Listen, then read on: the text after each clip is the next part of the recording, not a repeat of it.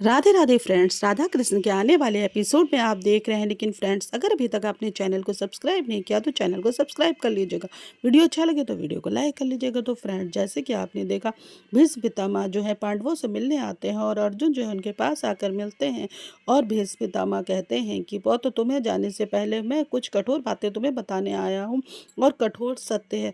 मैं तो अपने प्रतिज्ञा के गुणों से बंधा हुआ, जो मैं हस्तिनापुर को त्याग नहीं सकता, और मैं उसके सिंहासन पर अगर कभी कोई ऐसा समय आया तो मैं उधर ही साथ दूंगा। पर मैं चाहता हूँ, तुम जिस राज्य का निर्माण करने जा रहे हो वह बहुत कठिन कार्य है, और वहाँ पर बहुत सारी रुकावटें रुकावटें भी आएंगी, और बहुत सारे कांटों में लिपटे हुए सर्प, और हो सकता है हस्तिनापुर भी तुम्हारे खिलाफ हो जाए। पर तुम्हें जो है अपने दृढ़ संकल्प को ध्यान। तो अर्जुन कहते हैं, भीष्म पितामह आप ऐसा क्यों कह रहे हैं? तो कहते हैं, ये कड़वा सत्य है और यही सत्य है, पर तुम्हें अपने ऊपर भरोसा करना होगा।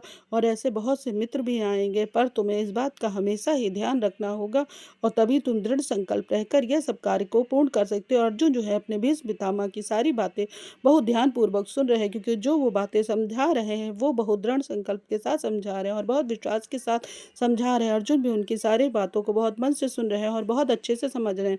वो कहते हैं, मैं तो जो धर्म के अर्थ से बंधा हूँ, इसलिए मैं अगर कभी ऐसा समय आया तो मैं उसका हस्तिनापुर का ही साथ दूंगा। मैं तुम्हारा साथ नहीं दे सकता अर्जुन, मैं अपने कर्म से बंधा हुआ। तो अर्जुन कहते हैं, पितामह आप चिंता मत करिए, ऐसा कभी भी कोई वक्त नहीं आएगा जिससे मुझे आपके खिलाफ खड़ा होना पड़े और आपको मेरे खिलाफ खड़ा होना पड़े। तभी भीष्म पितामह कहते हैं कि मैं चाहता हूँ जब भी मैं तुमसे मिलूँ तुम मेरे पौत्र के रूप में ही मिलो, और इसी तरीके से तुम मुझसे मिलो। तो अर्जुन कहते हैं, आप किसी बात की चिंता मत करें, ऐसा ही होगा भीष्म पितामह, जब भी आप मिले हम लोग मिलेंगे तो इसी तरीके से मिलेंगे। तो वो कहते हैं, अर्जुन तुम इन बातों को बहुत अच्छे से ध्यान रखना, और तुम्हें इन सब बातों का ध्यान रखना होगा, तभी जो है तुम अपने निर्माण कर सकते हो। तो भीष्म पितामह से कहते हैं, आप किसी प्रकार की चिंता ना करें।